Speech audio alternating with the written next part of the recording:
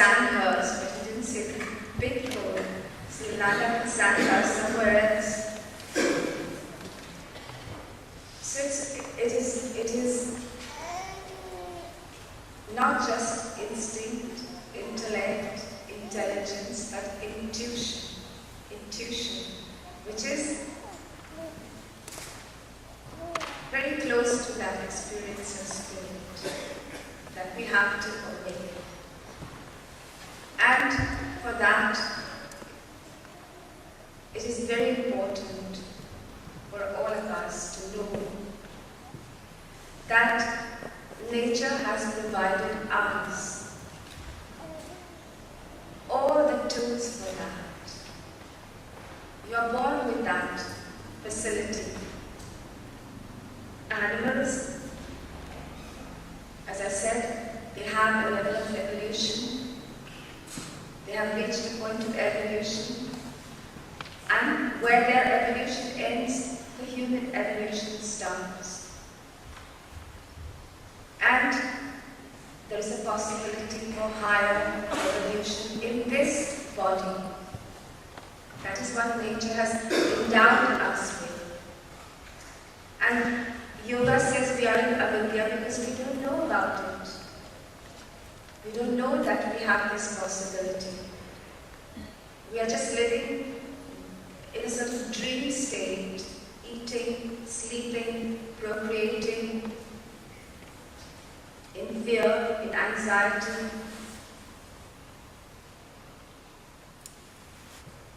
And we think that that is the summum bonum of life. There's nothing beyond that.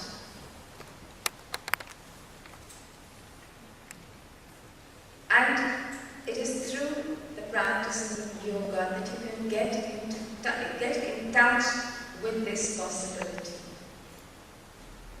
Yoga says that there is in the human body, in the framework of the human body, a potential force, a dormant potential force.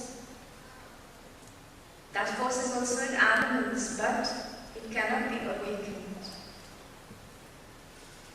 That force in human beings has reached that point of evolution where you can, through self-effort, awaken it. Even if you don't do anything through the course of evolution, it will awaken, because that is the destiny of mankind. That is the law of nature. But if you know about it, you can accelerate that evolution, because until you do that, you will keep going around in this circuit of pain and pleasure, happiness, unhappiness, ignorance, knowledge, and all the problems which you face, either physical or mental. You can correct them if you happen to develop or awaken this potential. That potential is what we call the spirit, consciousness, awareness. Of course, that awareness is awakening to you now. You are aware. I am talking, you are aware. It's not that you are not aware. There is a dog in the room. It will not know that I am talking. It's not aware. But you are aware. That is awakened in you. But it is just operating on the lower plane, through the mind and through the senses, because it is in the clutches of matter. It is that what has to be moved to the higher centers. It is that which has to be released through the practices of yoga, liberated and moved to the higher centers. Yoga calls that Kundalini. You may have heard that word. The term which yoga has given for this dormant force is Kundalini. And the Kundalini exists not in the physical body. is not a physical force. It is the force which is in the causal body, the Karan Sharira.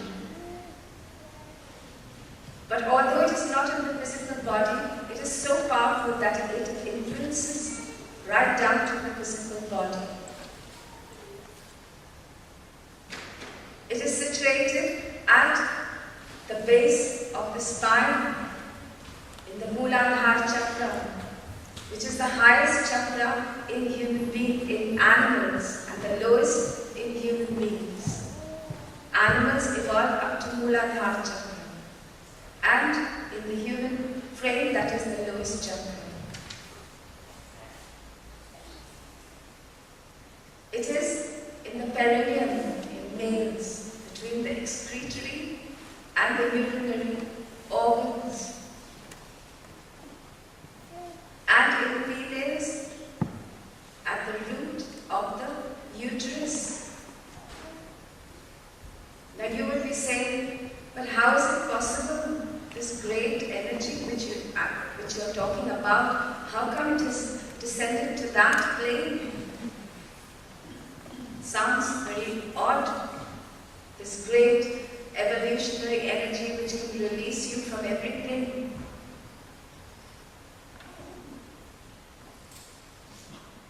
You may find it odd, I don't find it odd. After all, nuclear energy is found in mud, is it not? That great nuclear energy, which is achieving so many things in the 21st century, where was it found? In mud.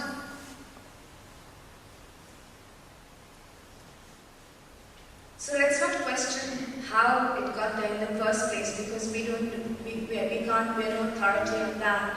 The fact is that the yogis, the mystics, the people who had vision, who have done these practices over a period of years, have given this knowledge because they have realized it. There are many things you haven't seen, but you accept it because science says it. You haven't seen Mars, you haven't seen Jupiter, but you believe that they are there. Because somebody told you that. So let's begin with the premise that, yes, it is possible. And this Kundalini is actually responsible for your existence. From that point within the human body, it flows through nadis. And these nadis, they intersect at different points in the body, which are called chakras. And that is the network of the flow of this energy. So when we talk about awakening, when we talk about release, you have to study this anatomy.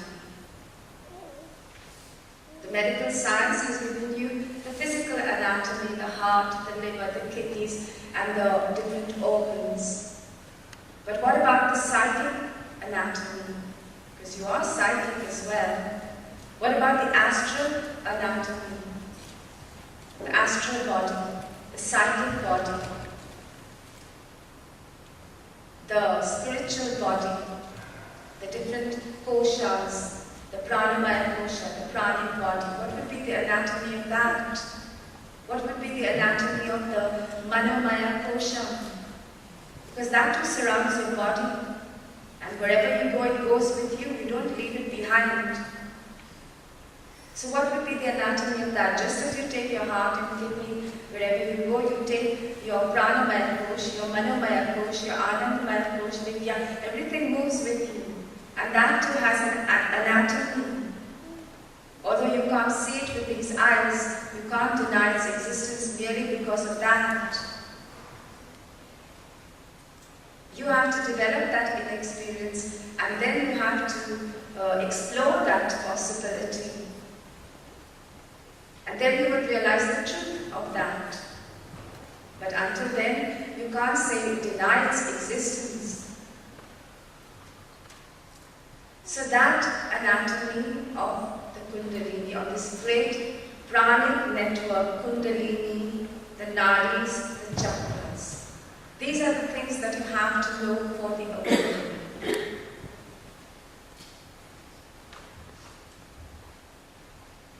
Kundalini, I told you a little bit about that. It is not a physical entity. It is not a psychological entity. It's a combination of prana and consciousness, the two forces. The two forces which are responsible for everything that you do and everything that you think. Prana and consciousness. Mind and prana, which flow from the base of the spine, where the Kundalini is located, through the three main nadis, Ida and Pingala and Sushumna. It's happening even now, and that is why you can understand, that is why you can sit here.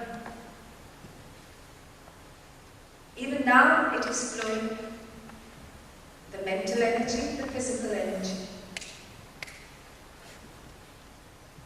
Of course, there are many thousands of nadis which go to all parts of the body, the tips of the toes to the brain, everywhere. They say there are 72,000 nadis.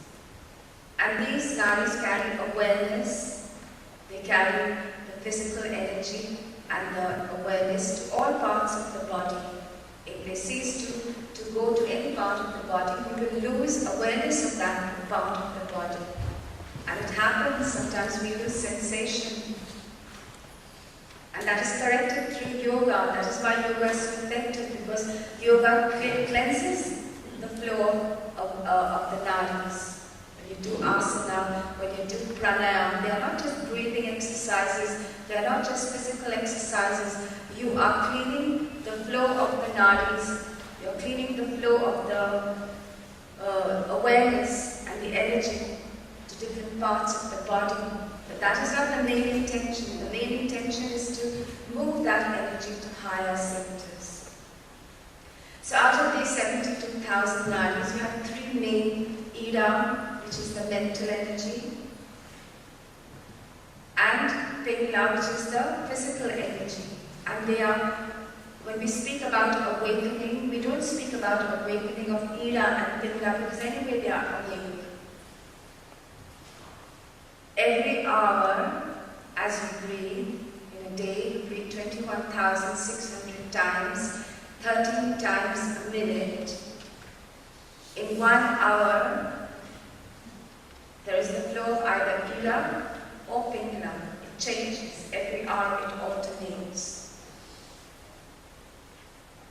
In the bright fortnight of the moon, because the breathing is very much connected with the lunar cycle, in the bright fortnight at sunrise, the left nostril starts flowing. And after 1 hour, it will change to the right nostril. For 3 days this happens, then the cycle changes. There is a science about it. It is called Swara Yoga. And the book is Shiva Svarudaya, which tells you about the flow of the breath, because it is the flow of breath through which you can reach this energy, you can regulate, you can discipline it. Ida and Pingala are closely connected with the breath, with the flow of the nostrils, and that is the facility which nature has given you to reach that point of experience through the breath. As you breathe, you can influence the flow of these two, because these are already flowing. The physical energy, Ida and Pingala, they flow to the brain and they activate the brain. Unfortunately, they activate only a portion of the brain, because the full flow, the full awakening has not yet taken place. According to, and even science says this, according to yoga, only 1/10 of your brain is active at present. Ida and Pingala, the consciousness and the prana, they are flowing to only 1/10 of your brain. The rest of it is asleep. It is alive. It is not dead. It is alive. The rest of your brain is alive. The life force is flowing there. The Ida is flowing there. But Ida is not yet connected. The consciousness has not gone there. The awareness has not gone there. So in the case of awakening, it is the nadis that you have to take care of. And you have to discipline the flow of the breath. Not awaken, because it's already awake, it is flowing. It is flowing. But you have to discipline, you have to regulate through the practices of pranayama. Pranayama is not just a breathing exercise, it is elongating. Pranayama means elongating the length of prana.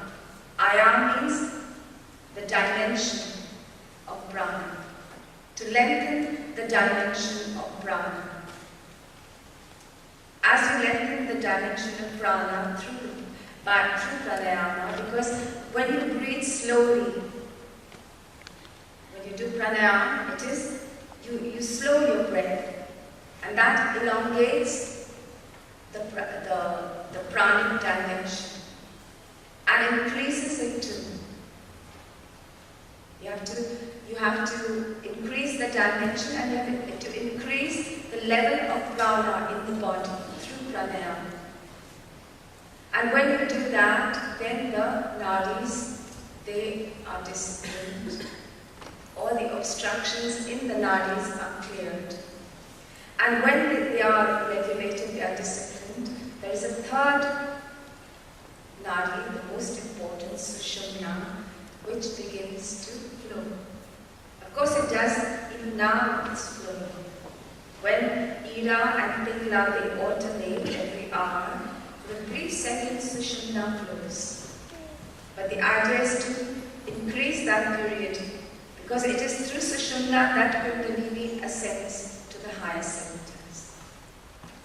And that is the network which has to be studied, which has to be disciplined, which has to be regulated for this awakening, which I am talking about, this awakening of spirit within me. In the spinal, and all this takes place along the spinal column, because the chakras, the nadis, and the kundalini, the flow is along the spinal column. There is a fluid in the spinal column, the cerebrospinal fluid. And that cerebrospinal fluid gets activated through pranayama. It gets excited. It flows in the spine. When you practice pranayama, it is excited. And as it is excited, it changes your state of awareness. The awareness changes when you practice pranayama. Many of you must have experienced it. Immediately the state of awareness changes, you start perceiving something differently. But then that's very short. Again, you come back to the same awareness. Because as you practice pranayama, the cerebrospinal fluid is excited, and that cuts the connection with the senses which are providing stimulus to the mind. And the mind becomes a little dull. Because for the awakening, that has to happen. This mind has to recede. This mind has to be transcended. The senses have to be transcended. They don't have to be annihilated. This mind does not have to be has to down, but it has to be transcended. Just as when you get into a jet plane and when you look down and everything looks very small below, it doesn't finish. You still see the houses, you see everything, you see the lakes, you see the ponds, you see the roads, everything, but they look so small. In the same way, the mind has to be transcended. This mind has to be transcended. And another level of experience has to start. Many people think that samadhi means the death of this mind. No. In Samadhi, nothing dies. This experience ends and another experience begins. And that experience is based on infinity. It is not finite. The experience we are having now, that is finite, based on objects, based on events, on persons. They finish, they die, we know that. But this experience is not finite, it is infinite. And that is why it is so important, because all the problems we face, all the problems we are facing, when you have a change of mind, they will cease to exist, because it won't appear as a problem anymore. After all, the thing which you find painful, I don't find it painful. Somebody dies in your family and you're shattered. But in somebody else's family, somebody dies and they are not shattered. Why? Because they have a different level of awareness, a different level of understanding, a different mind. If you want to improve the quality of your experience, you have to change your mind, that's all. You don't have to change your husband. You don't have to change your wife, you don't have to change your job, you don't have to change your country, you don't have to change your religion, you don't have to change your nationality, you don't have to put on these clothes, you don't have to shave your head, you don't have to wear a mala, you don't have to do anything, you just have to change the quality of your mind, the quality of your perception.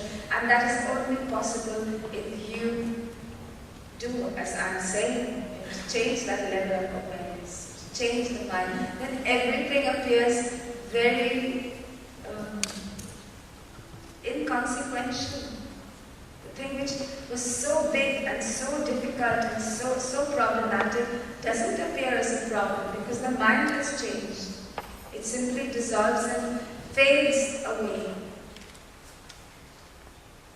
It is the nature of the mind, and therefore all that I am saying, this network, this Ida, Pingla, Sushumna, the Kundalini, the chakras, they have to be studied, and you have to learn the practices for that, if you want to awaken the spirit.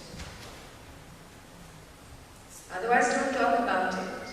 Just by doing asanas and then going back to your life as it is, it will never happen.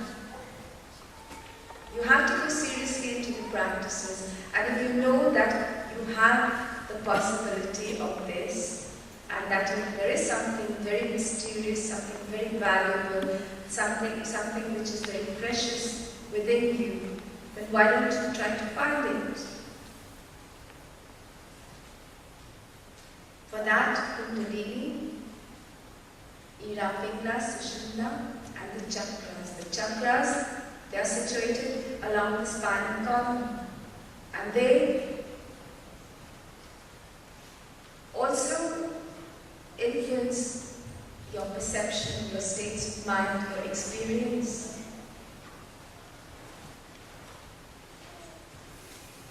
It is not hard to believe that Kundalini is Mooladhara, because Mooladhara, Swadhisthana, they are the chakras where there is a lot of emphasis on sensuality.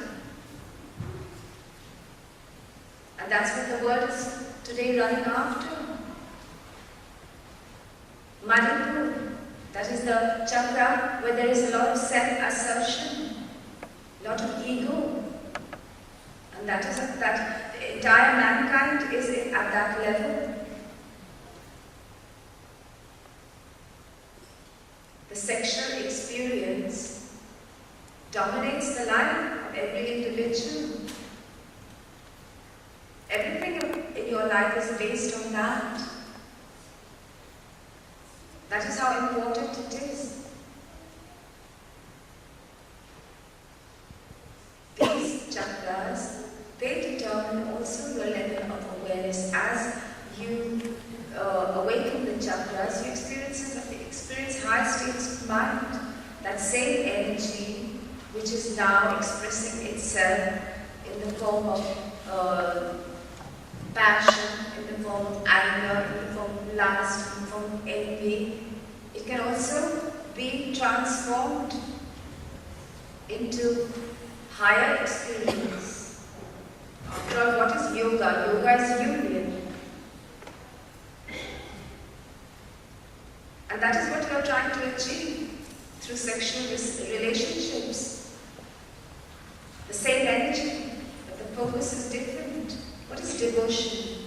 It is divine union. And what is sexual experience? That is physical union. It is the same energy. The focus is different, the experience is different. One is finite, one is infinite. And if you run after the finite, then be ready for the consequences of that too. Because when that finite experience ends, you land up in depression. You become unhappy, you have craving, you have guilt, you have remorse. And when you have the finite experience, then you are protected from the side effects of that. These are the side effects. You are protected from that. When we were in Ireland, and we were staying in that hotel, those people kept asking me that, where do you come from? All of us, in fact. Where do you come from? Which planet do you belong? Which planet do you belong? So I said, why?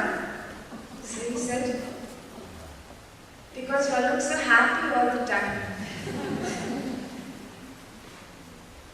And then I realized, I looked around me, and yes, everybody was like that. But not in the yoga seminar. There, everybody was smiling. You see, if we want bliss, we want the bliss never to end. Because that's what we want in life. We want to be happy. We want bliss. We want joy. Then we should knock on the right door. We're knocking on the wrong doors. And sooner or later, when you begin to realize that, which door to knock on, then you can also have that happiness all the time. Swami Satyananda says that the modern world, and that's, I would say, the West, because it is the West that has given the modern life as we know it today, has to accept yoga. Otherwise they will go into civilization and depression. As a long, long time ago, they did in the East, because once in the East, there was affluence, there was comfort, luxury, as there is in the West today. India was the golden bird, the land of dreams, as the great dream land as America is today.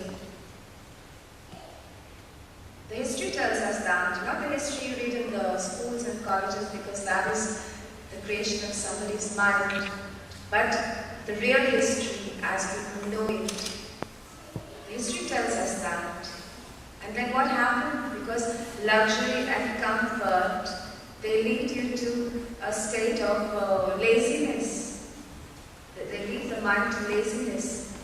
And a lazy mind is a depressed mind. An active mind is not a depressed mind. An active, alert mind is not a depressed mind.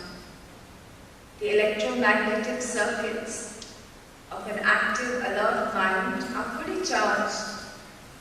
All the antennas are in place. But a lazy mind, the antennas are not working. The electromagnetic circuits have become dull, and therefore you go into depression. After all, what is depression? It is not a physical condition. It is not even a mental condition. It is not a psychological condition. Depression can easily be corrected if you allow the increase of prana, the regulation of what I have been talking about. The mental energy and the physical energy are balanced, increased, awakened. You can in one day get rid of your depression. It is because the electrical circuits, the carbon has come in.